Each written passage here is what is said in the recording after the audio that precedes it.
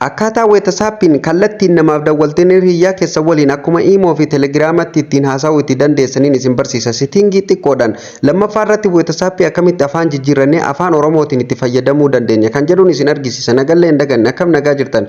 Karaa barumsaa otoo isiniin dabarsiniin duratti warreen chaanaala Oromaaniif haaraa taatan hundi keessanuu subscribe godhaatii mallattoon notification irra kaa'uu hin dagatinaa. Viidiyoon barumsaa baay'ee tokko keessa jira kunoo akkuma argitanii. Video kenyallee please like godhaa yaada qabna comment jalatti nuuf barreessaa hiriyoota keessaniif share godhuu hin dagatinaan isiniin jedha kallattii mankara barumsaa isin dabarsa nan deebi'ana eegaa.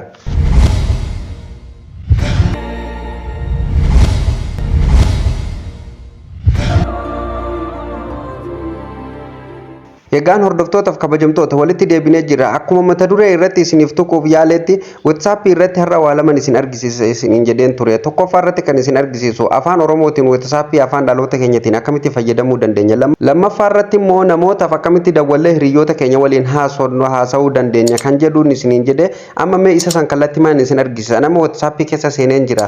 Maal gootu gubbaa kanarra dhuftan sarara sadeen kanarratti yeroo tokkoof muraa sadeen san irratti ni cuqaastu. Sana booda gadi buutanii bakka sitting jedhu kanarratti ni cuqaastu yeroo akkanatti inni isiniif baay'ee ol harkistu jechuudha. Tokkoffaarratti kan isin argisiisu afaan Oromoo irratti akkamitti deeffatuu dandeenya. Eega profaayila keenya kana jala seennee akkanatti ol harkifnee app language bakka jedhu kanarratti yeroo tokkoof hin cuqaastu jechuudha. Sana booda akkanatti afaan barbaadan hundaayyuu kun afaan Amaariffaa ni jira, afaan Oromoo ni jira, afaan isin hin beekne illee kan saboota biraa jechuudha baay'ee tokko keessa jira jechuudha. Ol harkistu jechuudha isin afaan Oromoo fayyadamuuf kun amma akkuma argitan afaan Oromoo asirra jira jechuudha. Oromoo jedhee jira irratti cuqaastu yeroo tokkoof bakka kanarratti yeroo isin cuqaastan kallattimaan WhatsAppiin kun amma karaa afaan Oromootti already naaf jijjiiramee jira. Kun amma bakka reefuun tana akkaawuntii jedhu sanillee akka afaan Oromootti jijjiireetti asiin naaf fidee jechuudha. Hunda fakkii jedha kun asirratti akkuma argitan waan barbaadan jechuudha as keessan deemtanii sirreeffatuu dandeessan. Amma afaan keessan afaan dhalootatti deebi'ee jira jechuudha. Kun akkuma argitan qooqa appilikeeshinaa jedha asirratti illee bakka reefuun tana app language jedhu sanirratti qooqa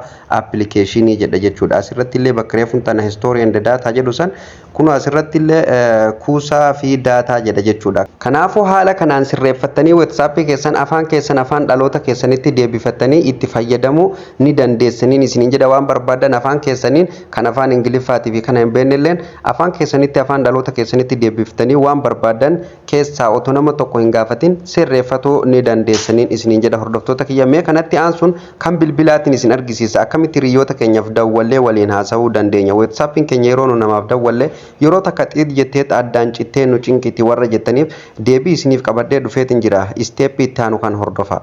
Otoo as keessaa hin bahin jechuudha amma fakkeenyaaf kiyya karreef afaan Oromoo irratti deebi'ee afaan Ingiliffa irratti deebiseetiin jira jechuudha. Maaliif WhatsAppiin keessanillee kan nama baay'ee afaan Ingiliffa irra waan jiruuf jechuudha. Yoo karaa kanaan isin barsiise baay'ee isiniif salphata jechuudha. Sitingii san argatuuf profaayila san jalaa otoo hin bahin profaayila keessan jalaa osoo hin bahin jechuudha bakka kanarratti gadi buutanii jechuudha. Kun akkuma argitan private jedhi bakka mallattoon qulfii irra jirtu kanarratti yeroo tokkoof ni cuqaastu jechuudha. Yeroo isin irratti cuqaastan haa isiniif fida jechuudha. Kana gaa barumsa darbe keessatti isin argisiiseen jira akkamitti akka onlaayinii dhoffatanii fi footoo profaayilaa waan hundaa akkamitti akka dhoffatan isin barsiiseen ture jechuudha. Kanaafuu har'amee kan isin argisiisu akkuma isiniin jedhe bilbila WhatsAppiin waliif yeroo dawwalan addaan ciccitu akkamitti sirreeffannaa kan jettanii na gaafattaniif viidiyoo kan isiniif dalage jechuudha. Asirra gadi buutanii kun asirratti live location bakka jedhu jalatti jechuudha calls waan jettu argattanii jechuudha. Kanaafuu yeroo tokko isarra ni cuqaastu jechuudha. Yeroo isin isarra cuqaastan sana booda akkanatti fuula kana qabatee isiniif dhufa jechuudha. Wanti isinirraa eegamu sanduuqittiin tun akkanatti cufaa jirti jechuudha. Yeroo duraatiif akkanatti cufaa jirti gurraa cumtee jirti jechuudha. Yoo WhatsAppiin keessan bilbila yeroo isin namaaf dawwaltan addaan citee isin gube jechuudha. Kanaafuu isin kan isinirraa eegamu isa kana garan akkanatti cuqaasu duwwaatu isinirraa eegama. Yeroo akkanatti isin cuqaastan banamee jira jechuudha. Amma kallattiin nama barbaadan waliin WhatsAppii keessaniin akka nama bilbilaan haasa'utti waliin haasa'uu dandeessanii jechuudha. Yaada barbaadan kallattiin wal dabarfatuu dandeessanii jechuudha. Hordoftoota kiyya bifa kanaan isteeppii xiqqoodhaan akkanatti sirreeffatanii WhatsAppii keessan afaan keessaniin itti fayyadama. Akkasumas waan barbaadan hundaayyuu afaan keessaniin jira waan ta'eef sirreeffatuun isiniif salphata jedheetiin yaada. Kan bilbila WhatsApp irratti illee addaan ciccitee isin dararee karaa kanaan sirreeffatuu ni dandeessaniin isiniin jedha hordoftoota kiyya. Maarree otoo viidiyoo kana ilaalaa jirtanuu isinillee kan isinirraa eegamu chaanaala dinqii fi chaanaala baroomsa bilaash akkanatti isiniif kennaa jiru kana subscribe gochuu hin dagatinaa. Viidiyoo keenyallee laayik godhaa. Viidiyoon nu guyyaa guyyaan gadhiifnu akka isin bira geessuuf mallattoo all notification irra kaayachuu keessan check godhachuu hin dagatinaan isiniin jedha. Yeroo kamiyyuu maatii chaanaala keenyaa kan hin ta'in hundi keessanuu akka seentanii subscribe gochuu hin dagatinaan isiniin jedha. Viidiyoo narraaf qopheeffadhe asumarratti kan raawwatu ta'a. Baroomsa itti aanuun hamma walitti deebinutti turtii gaarii qabaadhaa.